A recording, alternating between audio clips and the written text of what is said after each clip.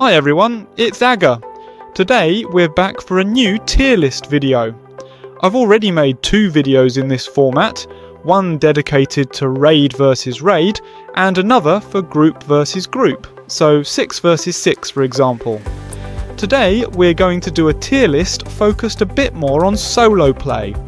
Now when I say solo, it's not necessarily just for duels, it will take several things into account. For example, it will take into account whether it's easy or not to do quests with when you're just starting out. Is it difficult for a beginner to get to grips with? Is it strong in 1 versus 1? Is it easy to rack up points by following a group or a raid while staying on your own? There you go, because for me, if you're playing solo, it needs to take all those aspects into account. So, we'll start with a spider. So the spider, for me, is without doubt one of the best characters for solo play because you've got a spell kit that's very versatile, you can heal yourself a bit, you've got a pet, and you deal good damage both at range and in close combat. You've got a lot of control, quite a few debuffs. You've got good dueling ability, especially with your toxic carapace. You can cleanse yourself of negative effects like dots or debuffs. For quests, it's very quick, you've got quite a bit of area damage. And as for racking up points by staying on your own behind a raid, it's not very complicated because, well, you've got area and targeted damage over time, which means you can tag quite a few enemies on your own and potentially earn points if your team's raid gets the kills.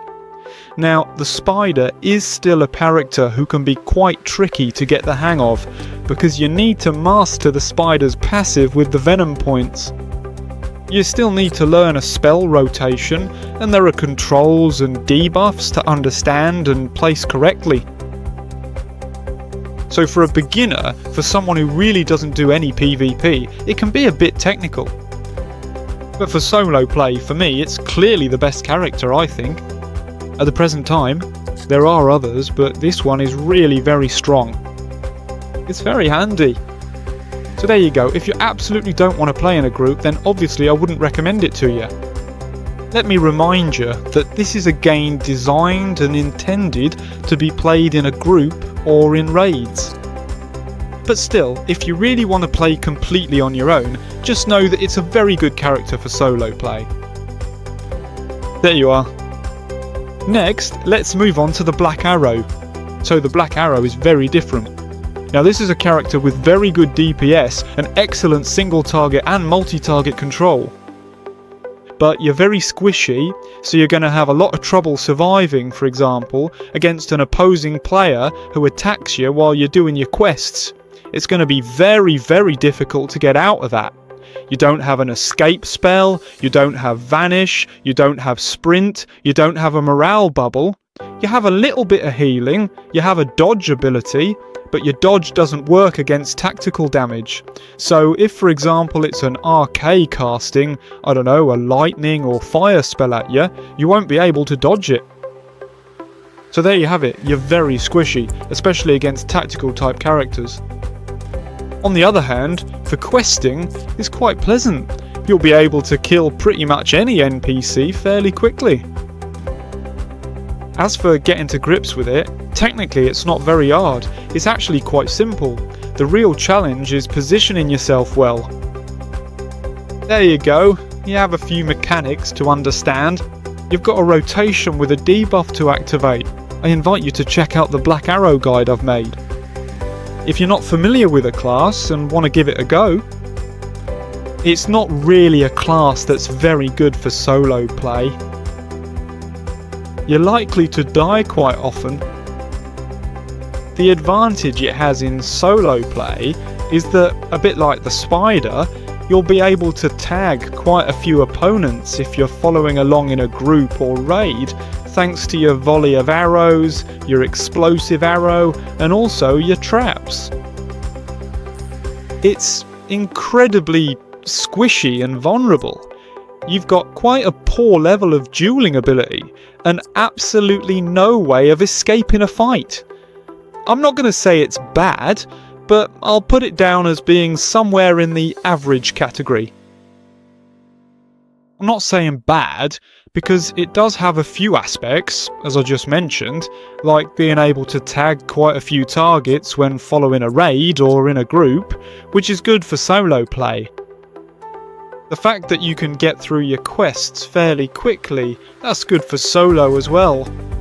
But then again, I can't put it any higher because it has poor dueling ability and you're far too squishy. So for me, that makes it an average character for solo play. Right, let's move on to the war leader. Let's say heal. Here I've put damage and heal. So the heal, you'll tell me that you don't play that for solo, and logically, no. But actually, what you can do is play in heal stance and equip corruption and class traits that will still allow you to increase your damage. So you'll be able to be a sort of hybrid between heal and DPS.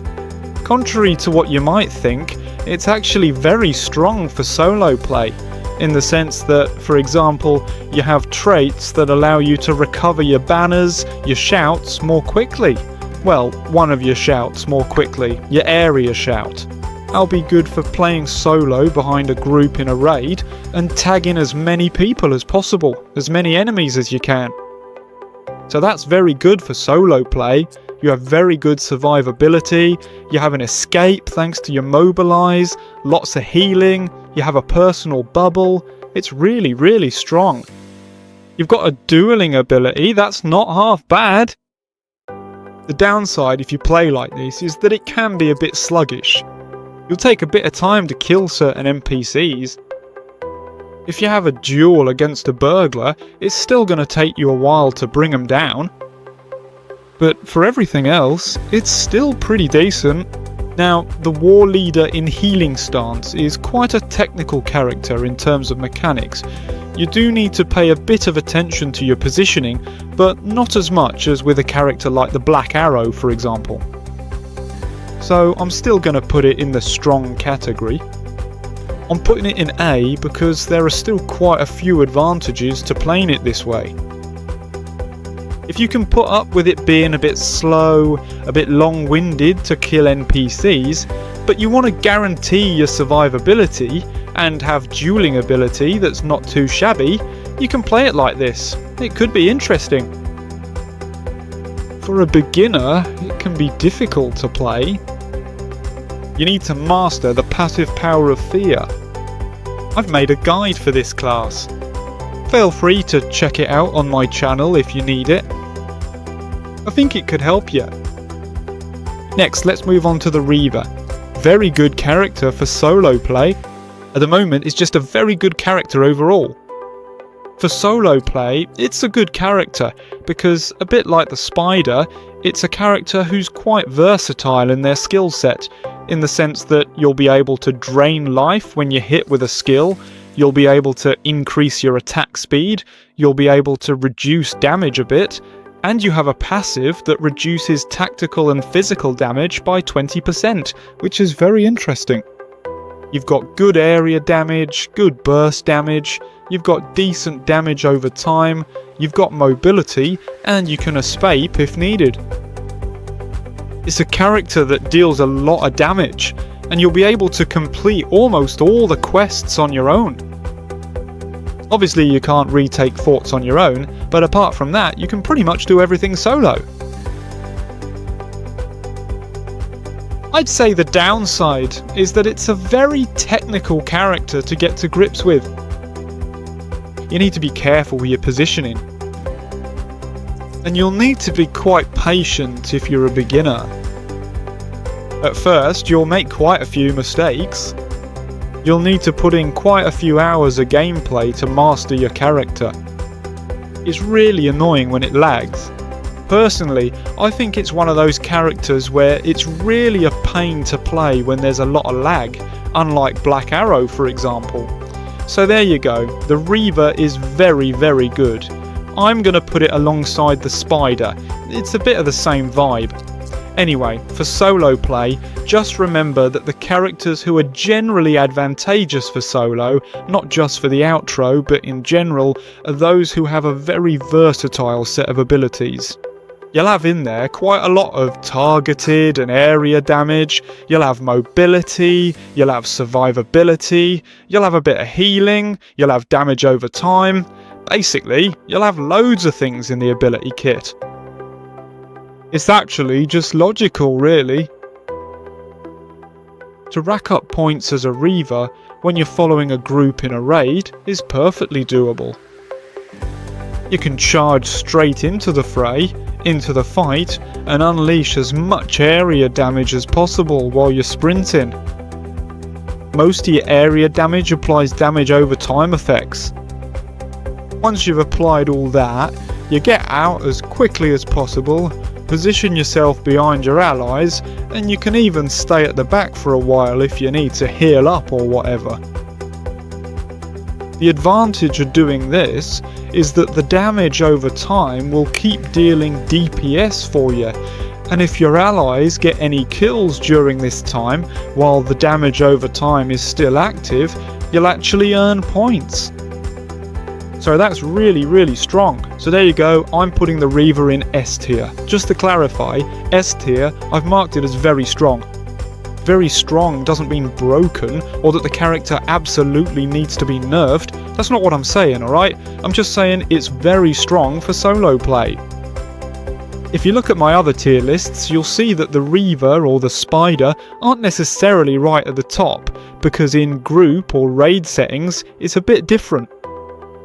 Now we move on to the Warg Flyer, so here I've marked the Warg in red, that's the shadow, and here's the Flyer.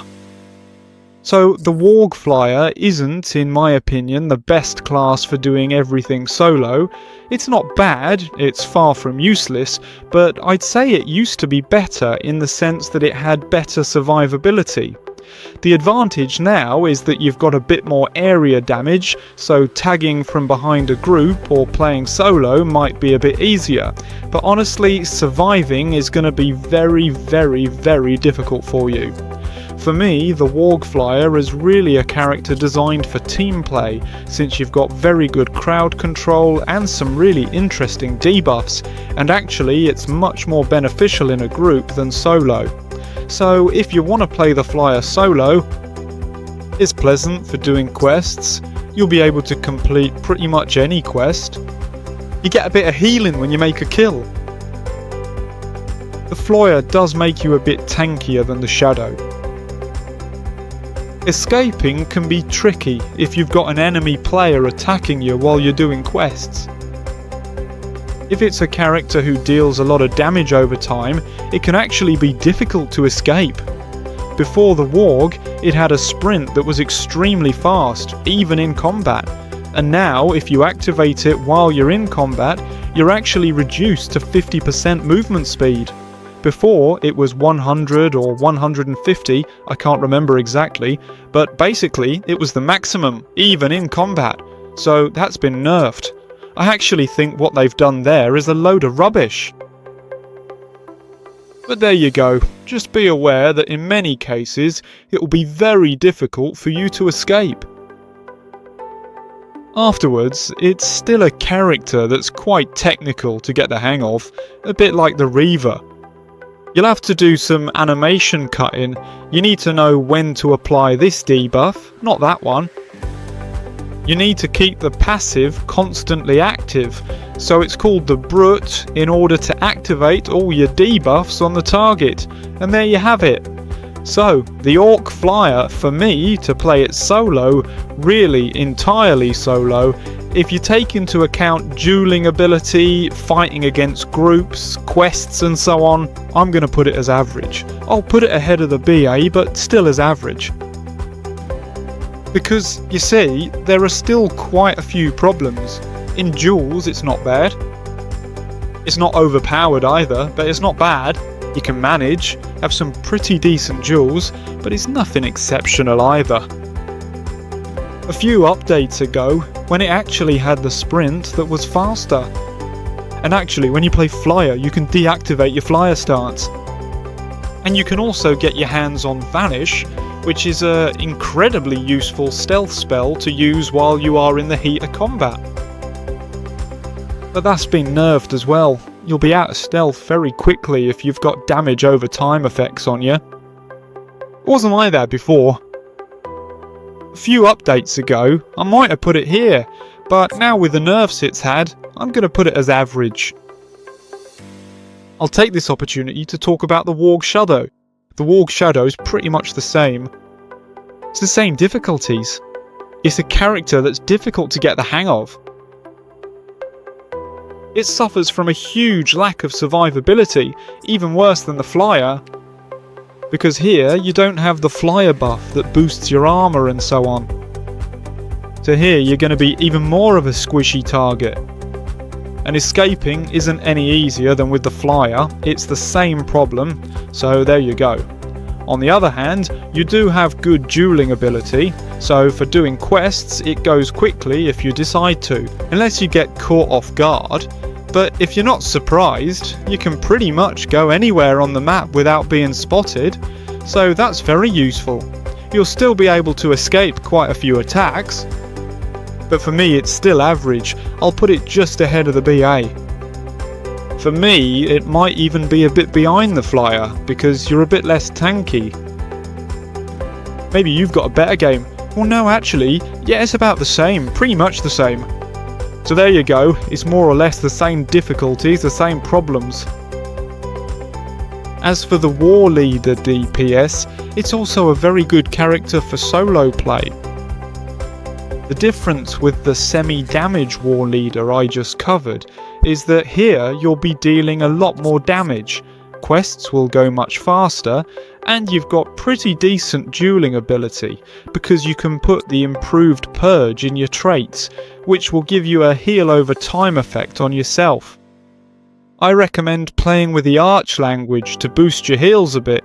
This will give you 3 heals to increase your healing. So you'll have the nerf, the improved purge, and I've forgotten the name, but there's an area heal spell that you'll be able to apply to yourself. And you've also got your personal bubble, which will reduce the damage you take. So the War Leader DPS is very good for solo play. However, you'll still be less resilient than the War Leader I presented just before. For example, if you're doing your quests, and an enemy player charges at you while you've got 3 or 4 NPCs on you, well, it's going to be difficult for you not to die. But there you go, I'll put it alongside the other War Leaguer. It's a very good character. You can easily rack up points by following along in a group or a raid. It's completely playable. So at a push, I'd recommend it for solo play. Actually, between the two here, it'll depend on what you want and what you don't want. If you'd rather maximise your survival, I'd recommend playing like this. Half heal, half damage, as I showed just before. If you'd rather maximise your pure DP, get through quests as quickly as possible, and don't mind taking a bit more of a risk, then you should play like this instead. There you go, both are good. It's up to you. We'll move on from War Leader to Defiler. Similarly, a bit like the War Leader I showed just before, you can play the Defiler as an instance healer, while also putting points into corruption and class traits that will allow you to play as a semi-healer, semi-damage dealer.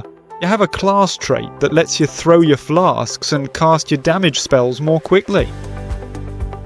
And you also have other class traits that can give you a significant and helpful little boost, which will actually allow you to have a reasonably high level of survivability and to output your damage per second with much greater ease and do a fair bit more damage overall. So it won't be massive damage by any means, but it certainly lets you complete your various quests in a much more relaxed and calm manner. It also allows you to engage in duels if you should wish to do so. The problem with the Defiler is that it doesn't have any escape abilities. It has healing spells and a bit of crowd control. But you don't have any escape, No sprint, no personal shield, no vanish, none of that. So if the opposing player stays on you, harasses you and really wants to stop you from getting away, you'll really struggle to shake them off. You'll have to heal yourself while being hit with loads of crowd control, running away. It can be quite a pain if you don't want to fight, so I'll put it as average.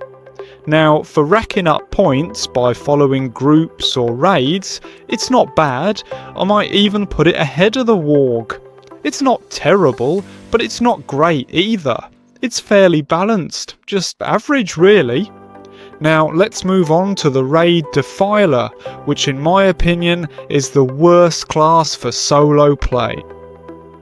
With the raid Defiler, doing your quests will be very quick, and dueling an opposing player is fine, provided it's a straight duel. So when you're dueling someone, you don't have any NPCs hitting you at the same time.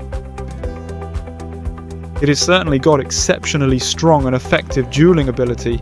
However, if you find yourself being targeted by a pair of hostile enemy players at once, or if you're attacked by a single player and have a massive swarm of non-player characters on you as well, then you're almost certainly going to end up being defeated. If you manage to kill the opposing player while you've got loads of NPCs on your back and they've caught you by surprise, so you didn't see him coming and they attack you, it really means the person you're up against is playing badly. Honestly, I'm telling you, it's almost not normal if you manage to kill them without dying yourself. So, in my opinion, it's the worst one. To rack up points in a group or raid, it's quite good. You've got a fair bit of area damage with burning effects, and your blight is decent too. Plus, you've got almost no healing, unlike the Defiler in the green instance who can heal. So you're really very squishy, and on top of barely having any healing, you've got no escape either. There are quite a few problems with this character. The damage is very interesting, but there's no escape and no healing, so it's tricky for me. Solo play isn't great. I wouldn't rate it as terrible though, because it's still comfortable enough for questing. You've got debuffs and damage that are still worthwhile. You've got good dueling ability if it's truly one-on-one, not 1 versus 2 or one-on-one with NPCs hitting you as well. If you've got an opposing player like that and you're dueling them, you know, among the rest are Ugazag and Ugazag in the dueling area, then you can really have some cracking duels. Take down opponents, no problem at all. But outside of that context, it can be very difficult for you. That was a little tier list to give you an idea about solo play. Also to point out what might be tough for a beginner or not. In any case, whether you're a beginner or not, I'd recommend, whatever happens, that you still play in a group or in a raid, at least from time to time. And if you want a character who still has some solo capability, because you quite like doing your solo quests from time to time, or you don't like being in a group or a raid for whatever reason. I wanted to make a tier list, perhaps to help you choose your character, but as I've said, it's a game that's really meant to be played in a group or in a raid. Well, I hope you enjoyed this video. If there's a character you're interested in, but I don't know, you're a beginner or you play another character and you don't know this one, there are now quite a few guides on my channel. So for the Defiler there are guides, for the Warg there's one, for the Blackarrow there's one, for the War Leader there's one, for the Spider there's one, but for the Reaver there isn't one. At the moment I'm making this video, there isn't a guide for the Reaver, nor for the DPS War Leader, nor for the Warg Flyer. But for everything else, there are guides, so don't hesitate to go and have a look at them. If you really don't know your class, it could help you out. There you go, and if you have any questions, don't hesitate to ask me in the comments. If I can answer them, I will. Right, I'll say goodbye and see you next time in another video.